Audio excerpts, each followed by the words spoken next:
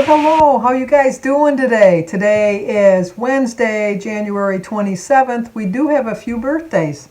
We have a new subscriber, Craig, over at Busted Can of Barbie. Today's Craig's birthday.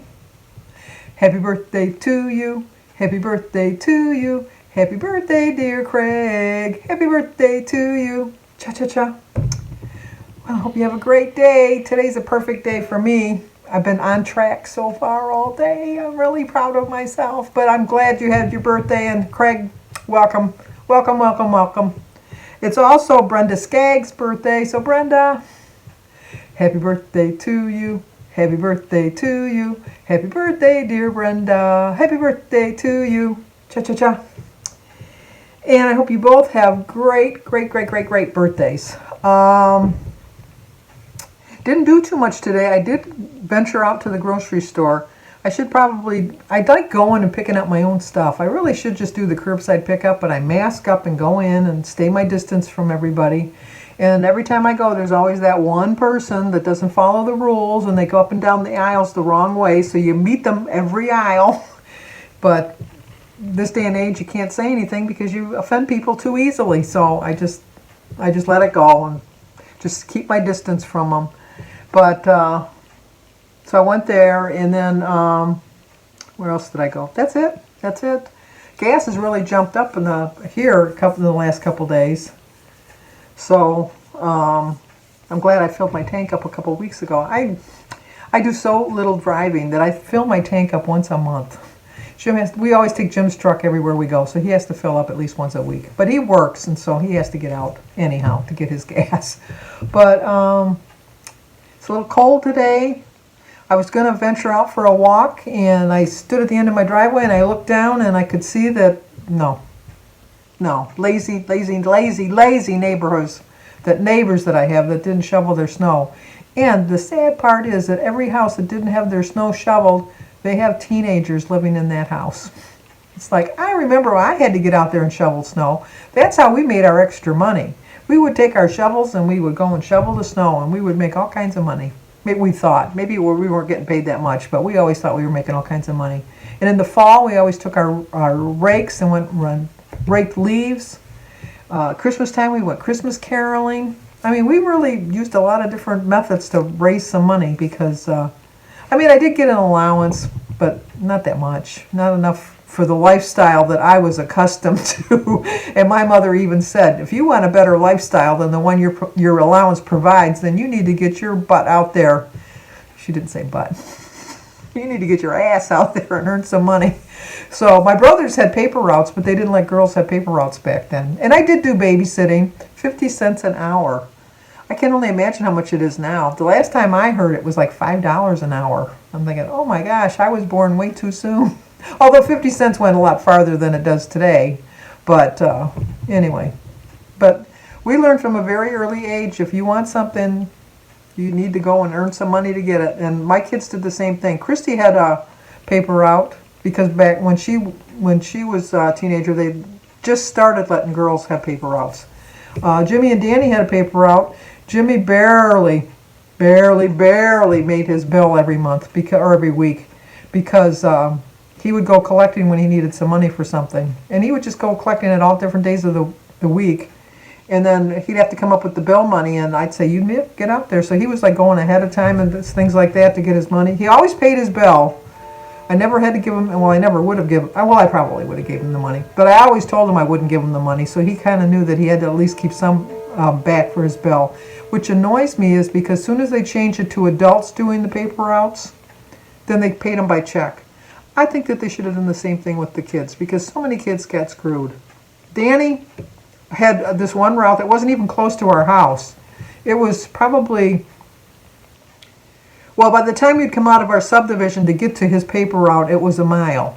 But if you went according to a map, like the way the crow flies, it was like 3 blocks over. But you had to come out of this subdivision, go into another subdivision, to go into that subdivision. So, it was like a pain.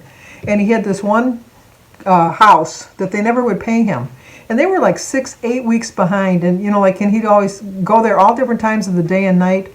And the guy would never pay. And so then the one Sunday when we went for this, because the Sunday papers had to be delivered before 6 in the morning. The one Sunday morning we went out at 4:30 in the morning, and I went up to the door with him to collect. And he was so embarrassed. He was so mortified. And we kept ringing the bell till the guy came to the door, and he was so pissed. And I said, you owe my son 8 weeks worth of papers. He has to pay for that paper. He's not paying your lifestyle so that you can read the paper free. You're going to pay him right now. He says, well, I'm going to pay him now. We're going to quit. I'm going to quit. I'm going to not have him as my paper boy anymore. Fine, quit.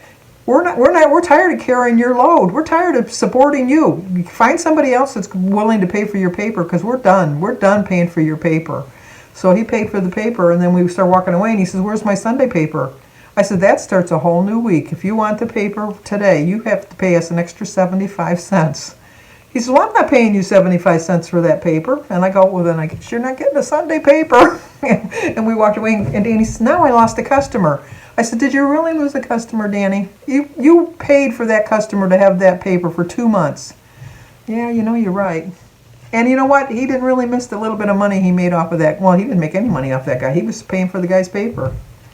And then Christy always hated her paper route, only because we had a cat, Minnie Moo. I love that cat. It was Donald was my favorite cat. Donald was the cat that if I threw the ball, it would fetch it and bring it back. It was a good cat. That's the only cat Jim liked. But Minnie Moo was, she looked like a cow. That's what we called her. We called her Moo. But then she was so small because she was the runt of the litter, so we called her Minnie Moo.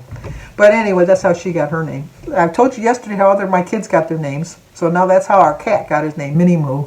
And our dog, we had a dog named Riley that at first we couldn't figure out what to name the dog. Like we just kept going, here, doggy, doggy, because we couldn't think of a name that suited the dog. And the dog had The Life of Riley, let me tell you, which was an old TV show. And so we thought, one day I had said, boy, he's got The Life of Riley. That's his name, Riley. So that's how our dog Riley came up with his name. But anyway, when Christy would do her paper route, she would walk to the door, the cat would follow her. And she would walk up to the door to drop the paper off, and the cat would wait at the end of the sidewalk or the driveway, wherever she was going, until she dropped the paper off. And then she'd walk to the next house, and then the cat would follow her there. And all the people loved it. They'd say, oh, your cat is so cute. Look. And Christy hated that cat. She said, that cat won't leave me alone. She tried to leave the house, because it was an outdoor cat. She was an indoor-outdoor cat. Back then, you didn't really think that you had to keep them in. You always saw cats roaming free. Not so much nowadays. Everybody has their cats, which is safer, obviously. But I have a cat that my neighbor next door sent me a picture, because she said that she always loves looking out her kitchen window when she's doing dishes, because she watches the birds on my bird feeders. And so she sent me a picture of this one cat that keeps coming around my house probably to get the birds. But my feeders are so high that the cat can't get them unless they're on the ground. But she so far hasn't got any, or he, whatever, hasn't got any birds. But it was sitting on I have like a little ledge on where the siding comes down, and then the brick starts. There's like probably about maybe 6-inch little thing around, and the cat was sitting there ready to pounce. And every once in a while it shows up on my doorbell cam, because I have a doorbell cam, and you'll hear it going by, and you look at night. It comes by in the middle of the night. But anyway, so Minnie would follow her everywhere she went, and Christy didn't like that. But she was a good cat. So I did ask if anybody had any suggestions for stories they wanted me to repeat, like a rerun. And so Janet M. wanted me to share another story that she really liked, and that was the one with my neighbor. My landlord lived below us when we first got married, and their mother came to live with them, and at the time we just thought because they didn't know about Alzheimer's back in the early 70s, and they just thought she had memory loss or something. And I had walked up to the corner pharmacy, which for me, because I had my issues, I told you about being alone, and I was trying to overcome my issues, and so I thought I'm going to walk up to the corner store, which was Waltham's drugstore. But they sold everything there, and kind of like a CVS. And so I had walked up to the store there, and I saw her name was Mrs. Tepper. She was the husband's mother. And so I saw Mrs. Tepper at the store, and they never let Mrs. Tepper out. Every once in a while when we would come down, because we shared the landing, we lived in the upper flat and the landlord lived in the lower flat, she would peek through. They had a glass door, and it had like a curtain, and she would peek through the curtain, and she'd say, "I see you, I see you," and then she'd wave or whatever. And so I knew that she was, she had her issues. So she was at the store, at the drugstore, and I went up to her and I said, "Well, hello, Mrs. Tepper. Where's Rosalind?" And because Rosalind was the wife of the father or the husband, and she just like, hey, and she just laughed and walked away. So then I thought, how did she get away from them? They never let her out of their sight. So I'm looking up and down all the aisles, and I can't find her. So I said, you know what, Mrs. Tepper, why don't you walk home with me? I was going to have her walk home with me. And I said, let me just pay for this first. And she was standing right next to me, just like a child, just standing right next to me. And I was paying for my whatever I was getting. And I turn around, and she's gone. And I'm thinking, oh, my gosh, where did she go? And so I come out, and back then, I don't think that they do now, but back then seniors could ride the bus for free. And she got on the bus, and I saw her getting on the bus, and I was running out to go grab her to stop her from getting on the bus, and I'm banging on the side of the bus. Well, that bus driver, like if you missed your bus and you bang on the side of the bus, they usually stop because they figured, like you missed your bus. Well, no, this was a mean bus driver. He just kept on driving. And Mrs. Tepper got in the back window of the bus, and she was waving to me. And I'm going, no! So I ran home. Back then I was thin, and I could run. You'd be proud of me, Don. I actually ran. And I ran home, and I'm knocking on the door. And then Mrs. Tepper, the younger Mrs. Tepper, comes to the door, and I go, your mother-in-law just got on the 6-mile bus, and she's heading up into Detroit. I don't know where she's going. And she's, what? And I said, yeah, I tried to bring her home, but she got away from me.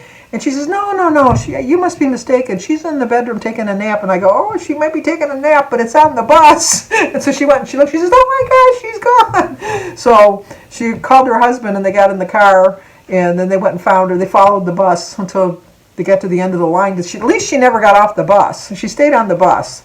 And they brought her home. And so when they got home, Mrs. Tepper came up, and she says, thank you so much. I appreciate that you did that. She says, I really didn't see how she got out of the house. And I thought, just like as a child, they figure out a way. So, Janet, I hope you liked the story. It was a repeat, but I thought I'd tell it again. Anyway, I was going to talk a little bit today about having discipline. I wrote down this: better habits lead to positive thinking. And that's so true.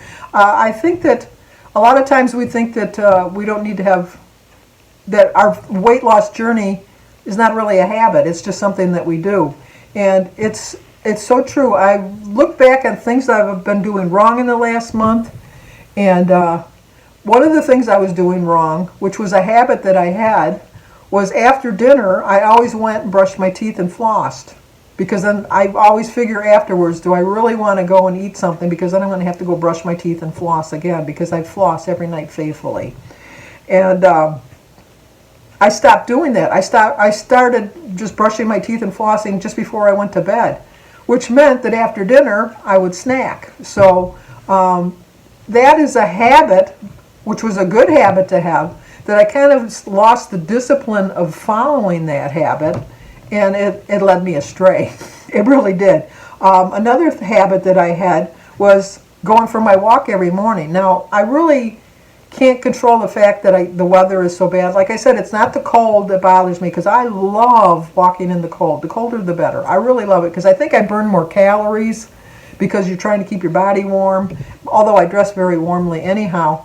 But it's just not safe. I realized that my balance is off a little bit as I get a little bit older. But, that's a habit that I've kind of put to the side for now.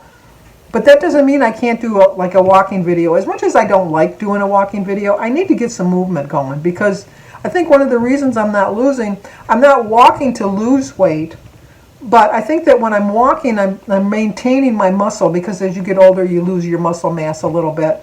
And muscle burns more calories than fat. So I really do think that I need to get some sort of exercise program. I did do twice this week. I didn't do it today. As a Richard Simmons workout, and I enjoy it, because it's like I'm not coordinated. I'm the only one here. Nobody can see me doing it, and it's movement. So that was a habit that I'm trying to get back into. I'm taking baby steps getting into back into that habit. But as always, if you have like a really good discipline plan and you're really eating correctly, and then correctly probably is not the right word, but when you're eating healthier foods, you're going to save money in the long run. Now, I did a grocery haul today, and it was like ridiculously high as far as I'm concerned, as far as price goes, because it's so much cheaper to eat unhealthy.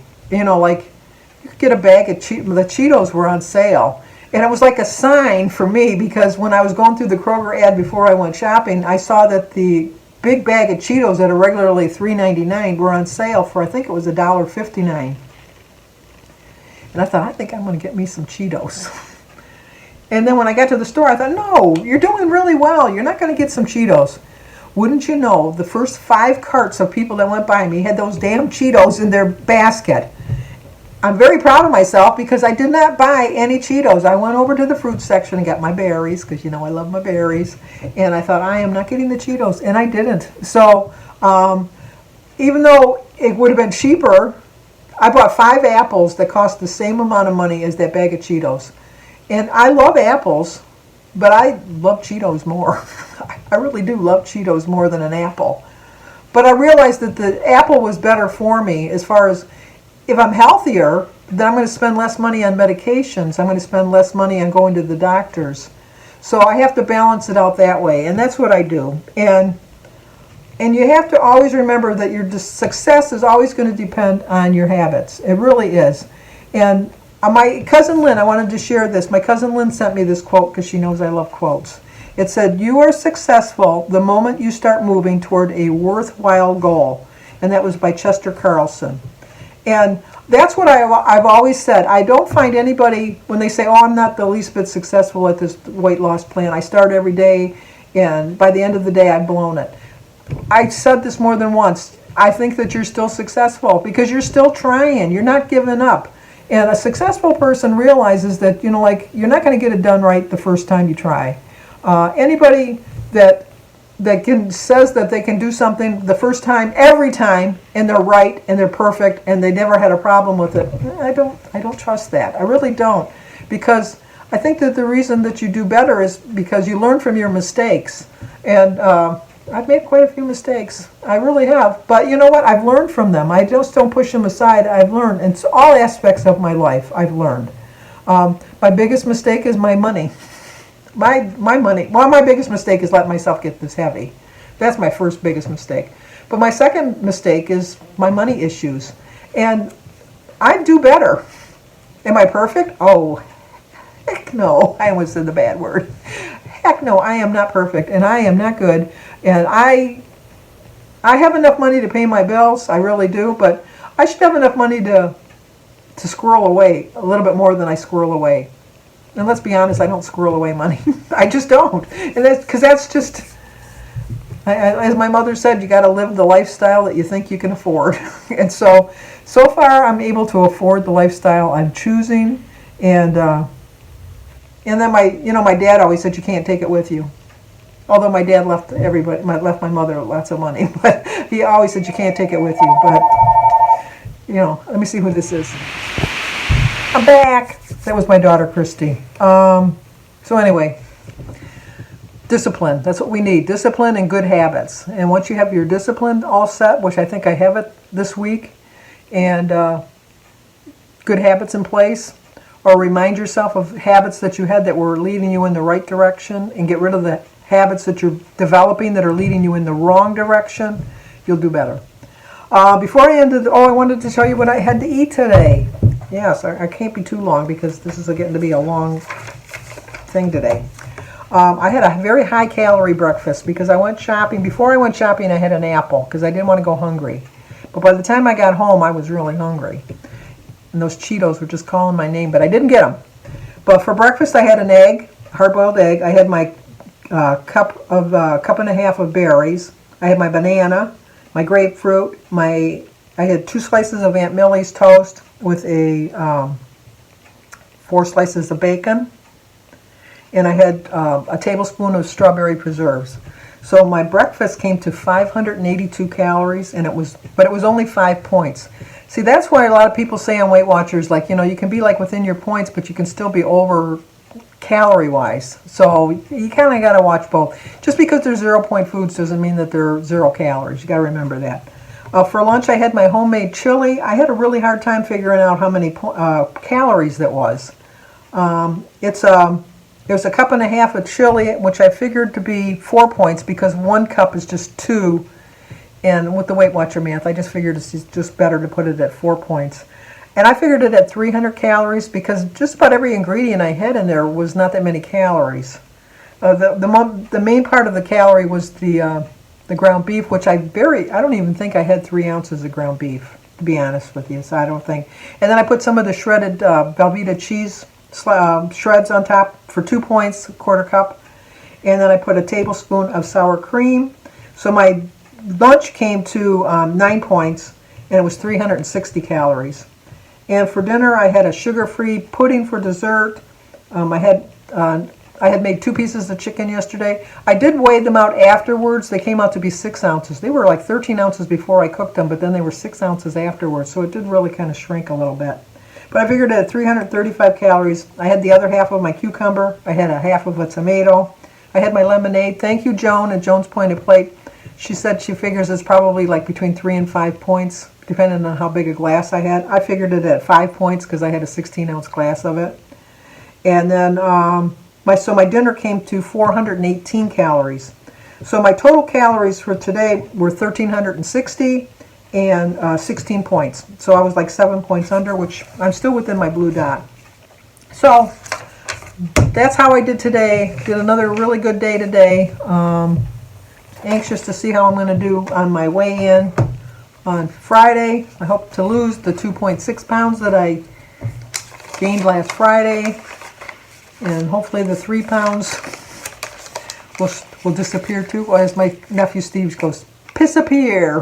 Hopefully, for some reason, I can get back to where I was supposed to be at. I think before I had my gain, I was 214, so that's what I want to get back to. Wasn't that on yesterday? I was 221, or Monday, 221. Was it 221? Yeah, 221. So I was in the 20s. Not only did I skip out of like under the 10, because I was 209.2 at one point. Then I went into the teens, and then I got into the 20s, and I went beep, beep, beep, beep, beep, back that bus up because you're going the wrong way. You're going the wrong way. But now I'm going the right way. So if you're new to my channel, please subscribe, leave a comment, hit that like button, and share it. And if you have a story you want me to repeat, let me know. I don't have a problem sharing them. You'll probably get bored hearing them, but maybe I'll put a little different twist on them or something. I don't know. Well, who knows? Always be safe.